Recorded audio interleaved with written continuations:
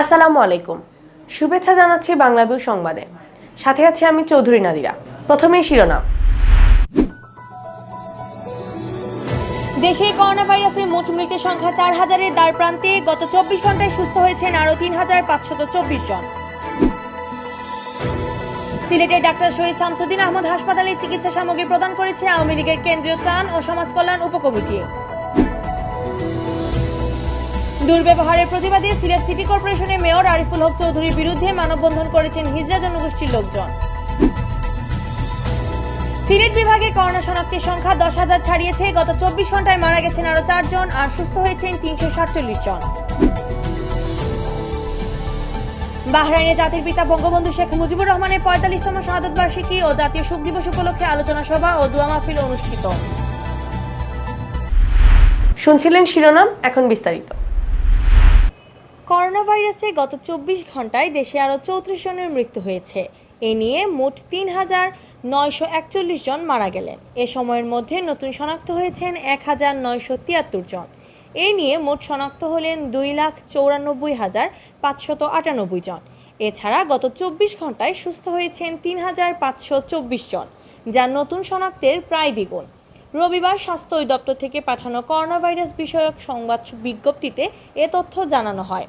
স্বাস্থ্য অধিদপ্তরের অতিরিক্ত মহাপরিচালক অধ্যাপক ডাক্তার নাসিমা সুলতানা স্বাক্ষরিত সংবাদ বিজ্ঞপ্তিতে জানানো হয়, করোনা ভাইরাস শনাক্তে গত ২৪ ঘন্টায় ৯১টি করোনা শনাক্তকরণ RT-PCR ল্যাবরেটরিতে পরীক্ষা করা হয় ১০,৮০১টি নমুনা। এতে ১,৯৭৩ জনের দেহে করোনা শনাক্ত হয়েছে।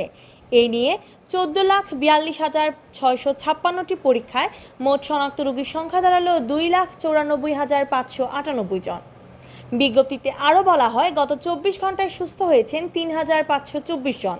এখন পর্যন্ত বাংলাদেশে মোট সুস্থ হয়েছেন ১,৭৯,০৯১ জন, আর রোগী শনাক্তের তুলনায় সুস্থতার হার ৬০.৭৯%। এছাড়া গত ২৪ ঘন্টায় করোনায় নতুন করে ৩৪ জন মারা গেছেন বলে বিজ্ঞপ্তিতে জানানো হয়। নতুন করে যারা মারা গেছেন তাদের মধ্যে পুরুষ ২৪ জন ও নারী ১০ জন। এ নিয়ে মোট মারা গেলেন ৩,৯৪১ জন। শনাক্তের তুলনায় মৃত্যুর হার ১.৩৪%।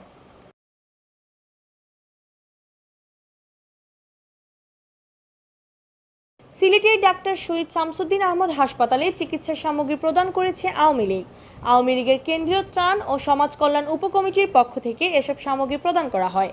রবিবার সকালে এসব চিকিৎসা সামগ্রী হাসপাতাল কর্তৃপক্ষের কাছে হস্তান্তর করে সিলেট জেলা ও মহানগর আওয়ামী লীগের নেতৃবৃন্দ।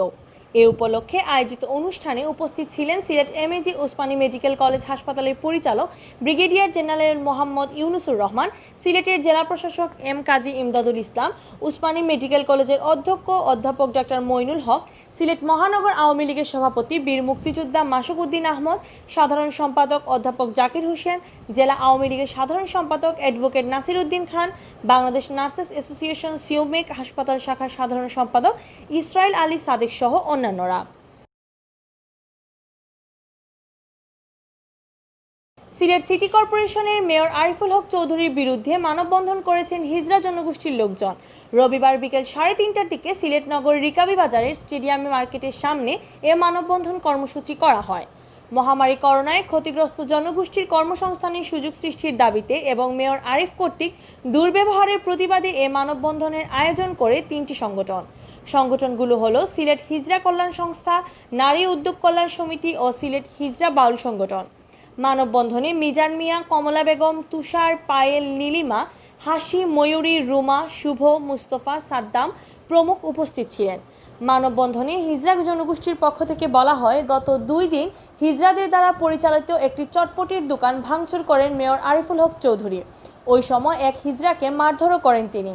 সমাজের অবহেলিত সম্প্রদায়ের লোকেদের প্রতি এটি গর্হিত কাজ বলে তারা অবহিত করেন। করোনাকালে হিজড়ারাও ক্ষতিগ্রস্ত হয়েছেন দাবি করে মানববন্ধন থেকে তাদের উপযুক্ত কর্মসংস্থান সৃষ্টির দাবি জানানো হয়। মেয়র মহোদয় তার এই যে দুর্ব্যবহারের এই প্রতিবাদটা, এটাও আমাদের মূল ইয়া ছিল যে উনি বাধাগ্রস্ত না করেন, উনি আমাদের সহযোগী হলে তো ওনার সমস্যা না, আরো বরঞ্চ একটা জনগোষ্ঠীর উন্নয়ন ওনার আরো আলাদা করে কোনো কিছু করা লাগলো না, আমরাই করতেছি। আমরা দান অনুদান চাই না, আমরা ওনার কাছে টাকা চাই না, পয়সা চাই না, আমরা চাই আমাদের কাজটাকে বাধাগ্রস্ত না করুক। আমাদের কোনো অনুদানের প্রয়োজন নাই, আমরা দক্ষ জনগোষ্ঠী হিজড়াকে তৈরি করব, তারাই উপার্জন করবে, তাদেরটা দিয়ে তারাই স্বাবলম্বী হবে। আমরা চাই না কোনো অনুদান দান। সিলেট বিভাগে করোনা শনাক্তের সংখ্যা 13,000 ছাড়িয়েছে। গত 24 ঘন্টায় প্রাণঘাতী এই ভাইরাস সংক্রমিত হিসেবে শনাক্ত হয়েছেন আরও 51 জন। একই সময়ে করোনা কেড়ে নিয়েছে আরও 4 জনের প্রাণ। এর মধ্যে 3 জন সিলেট জেলার এবং অপরজন মৌলভীবাজারের। সিলেটের স্বাস্থ্য বিভাগের কার্যালয় সূত্র জানায়, রবিবার সকাল 8টা পর্যন্ত সিলেট বিভাগে মোট আক্রান্ত 10,016 জনের মধ্যে সিলেট জেলায় 5,314 জন, সুনামগঞ্জে 1,908, হবিগঞ্জে 1,436 এবং মৌলভীবাজার জেলায় 1,358 জন। এদিকে সিলেট বিভাগে গত 24 ঘন্টায় করোনা মুক্ত হয়েছেন 347 জন। এর মধ্যে সিলেট বিভাগের 306, সুনামগঞ্জের 22, হবিগঞ্জের 1 ও মৌলভীবাজারের 18 জন। আর এ পর্যন্ত মোট সুস্থ হয়েছেন 6,246 জন। এর মধ্যে সিলেটের 3,025, সুনামগঞ্জের 1,470, হবিগঞ্জের 931 ও মৌলভীবাজারের 820 জন। সিলেট অঞ্চলে করোনা আক্রান্ত হয়ে এ পর্যন্ত হাসপাতালে ভর্তি আছেন 137 জন। এদিকে সিলেট বিভাগে গতকাল শনিবার করোনা কেড়ে নিয়েছে 4 জনের প্রাণ। এর মধ্যে সিলেটের 3 জন ও মৌলভীবাজারের 1 জন।